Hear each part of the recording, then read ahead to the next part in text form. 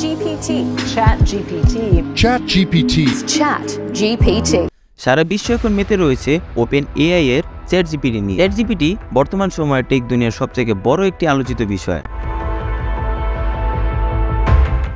তাহলে চ্যাটজিপিটি কি বা চ্যাটজিপিটি কাকে বলে? সংক্ষেপে বলতে গেলে চ্যাটজিপিটি হচ্ছে একটি এআই বা আর্টিফিশিয়াল ইন্টেলিজেন্স ল্যাঙ্গুয়েজ মডেল, যা কিনা ট্রেন করা হয়েছে টেক্সট জেনারেট করে প্রশ্নের উত্তর দেওয়ার জন্য। ফেসবুক এবং ইনস্টাগ্রামের যেখানে 2 বছর লেগেছে 1 মিলিয়ন সাবস্ক্রাইবার হিট করতে, সেখানে চ্যাটজিপিটি লেগেছে মাত্র 5 দিন। এটি লঞ্চ করার ঠিক 2 মাসের মধ্যে এর ইউজার সংখ্যা ছাড়িয়েছে 100 মিলিয়নের উপরে। শুরুতে আর্টিফিশিয়াল ইন্টেলিজেন্সকে একটু জেনে নেওয়া যাক। 2015 সালের ঘটনা। তখন স্যাম অল্টম্যান ও সবার পরিচিত এলন মাস্ক একটি প্রতিষ্ঠান তৈরি করে, যার নাম দেয়া হয় ওপেন এআই। এই প্রতিষ্ঠান থেকে তৈরি হয় চ্যাটজিপিটি। অবশ্য 2018 সালে যখন এলন মাস্ক টেসলা ও স্পেসএক্সের সময় দেওয়ার জন্য এই প্রতিষ্ঠানটি ছেড়ে দেন, এরপরে স্ট্র্যাটেজিক ইনভেস্টর ও উপদেষ্টা ভেন্ডর হিসেবে তিনি এ প্রতিষ্ঠানের সঙ্গে রয়েছেন।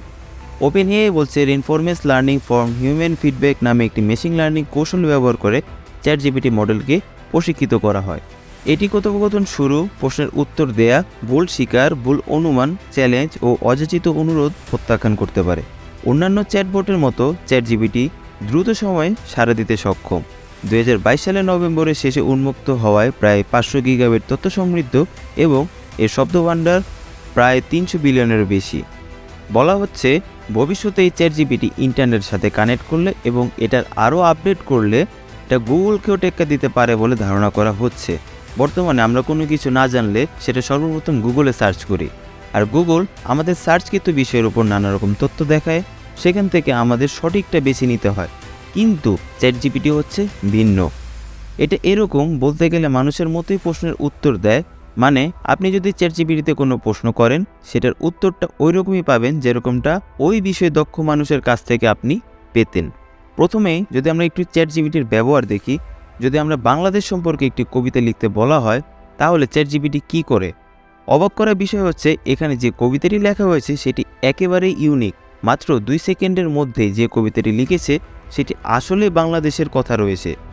হাবিজাবি কোনো কথা এটার মধ্যে নেই, আসলে একটি গুছানো একটি কবিতা। এর সবচেয়ে মজার বিষয় হচ্ছে এটি একটি কনভারসেশনাল এআই। মানে আপনি যদি একে বলেন যে কবিতাটি শেক্সপিয়ার স্টাইলে লিখে দিতে, তাহলে কিন্তু সেটি এটাও করে দিতে পারবে, তাও কিছু সেকেন্ডের মধ্যে। তবে চ্যাটজিপিটি নিয়ে আলোচনা যাওয়ার আগে, এটাই কি আর্টিফিশিয়াল ইন্টেলিজেন্সের প্রথম? শুরুতেই বলবো না। এর আগে ডু নট পে এর কথা 2015 সালে স্ট্যানফোর্ড ইউনিভার্সিটি এর একজন স্টুডেন্ট জৌসা বোর্ডা এটি বানান। এটি আপনার হয়ে কেস লড়বে কোর্টে, এই জন্য আপনাকে কোনো আইনজীবী নিতে হবে না। যদি আপনি এই কেসে হেরেও যান, তাহলে ডু নট পে অথরিটি আপনাকে ক্ষতিপূরণও দিয়ে দিবে, যা ছিল 2015 সালের মধ্যে একটি বানানো এআই। এরকম আরেকটি এআই আছে যার নাম হচ্ছে জার্ভিস এআই। এটি আপনাকে সব ধরনের হাই কোয়ালিটির রিটেন কোশ্চেন দিতে পারবে। Blog post, ad copy, newsletter, email, কী বা নেই এতে। এরপর রয়েছে আম্বার মিউজিক। এটি হচ্ছে আরেকটি এআই যেটি কিনা ইউনিক কম্পোজ করে দিতে পারে।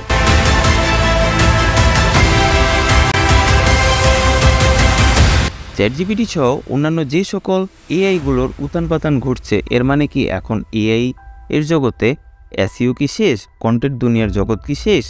গ্রাফিক্স ডিজাইন বা কোডারদের দিনই কি বা শেষ কিনা? অ্যাকচুয়ালি আপনি যদি একটু চ্যাটজিপিটির মধ্যে কোনো একটি কোডেরও যদি একটা কমান্ড করেন, যদি বলেন আপনার পাইথনের কোড দরকার, আপনার জাভা স্ক্রিপ্টের কোড দরকার, বা আপনার একটা ওয়েবসাইট ডিজাইন করতে হবে, সেটার জন্য যদি আপনি কোনো কোড চেয়ে থাকেন, চ্যাটজিপিটি খুবই দ্রুত সময়ে আপনাকে একটি কোডও মেনটেন করে দিতে পারবে। এমন ক্ষমতা রয়েছে চ্যাটজিপিটির। এখন কথা হচ্ছে চ্যাটজিপিটির মতো যে সকল আরও এআই রয়েছে, তারা কি আসলে মানুষের চাকরিগুলোকে কিন্তু কেড়ে নেবে কিনা? প্রশ্ন হয়ে দাঁড়ায় এখানে। অক্সফোর্ড বিশ্ববিদ্যালয়ের একটি গবেষণা বলেছে যে আগামী 20 বছরের মধ্যে যুক্তরাষ্ট্রে 47% চাকরির আর্টিফিশিয়াল ইন্টেলিজেন্সের জন্য চলে যাবে। এর মধ্যে সৃজনশীল জগতে অনেক কাজে কৃত্রিম বুদ্ধিমত্তা করে দিচ্ছে, যেমন সিনেমার এক্সট্রা শিল্পী, গীতিকার ও অডিও বই ভাষণ তৈরি করা। এই সকল কাজের জন্য অন্য সকল মানুষের কিন্তু প্রয়োজন পড়ছে না, এবং সাংবাদিকতার জগতে এর কিন্তু ব্যাপক প্রভাব রয়েছে।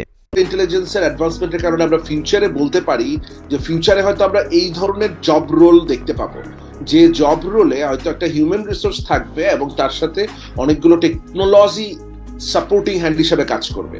আমার কাছে মনে হচ্ছে চ্যাটজিপিটি হয়তো ইন ফিউচারে কিছু হিউম্যান রিসোর্স স্পেশালি কনভারসেশনাল ডোমেইনে, স্পেশালি ফ্রন্ট ডেস্কে, কাস্টমার কেয়ারে, এইসব জায়গায় চ্যাটজিপিটি কিছুটা রিপ্লেস করতে পারলে বলে আমি বিলিভ করি।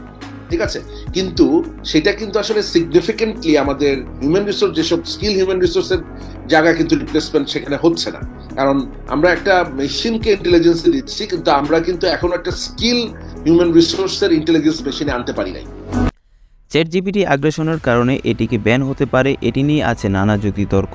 সম্প্রতি এক গার্ডিয়ানের প্রতিবেদনে জানা গিয়েছে যে অস্ট্রেলিয়ার অনেক বিশ্ববিদ্যালয় এখন হাতে কলমে পরীক্ষা নেওয়া ফেরত গেছে, কারণ যখন শিক্ষার্থীরা কোনো প্রবন্ধ রিসার্চ পেপার লিখতে দেওয়া হচ্ছিল তখন তারা চ্যাটজিপিটি থেকেই এগুলো লিখে জমা দিচ্ছিল।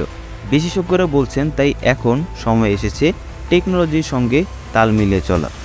লামবার্গের একটি প্রতিবেদনে বলা যাচ্ছে যে চ্যাটজিপিটি এর সঙ্গে প্রতিযোগিতায় নামতে স্টার্টআপ প্রতিষ্ঠান অ্যাথরোপিটিক গুগল এর সঙ্গে $400 মিলিয়ন বিনিয়োগ করেছে। তাছাড়া আরও $10 বিলিয়ন বিনিয়োগের ঘোষণা দিয়েছে বিশ্বের সবথেকে বড় টেক জায়ান্ট মাইক্রোসফট।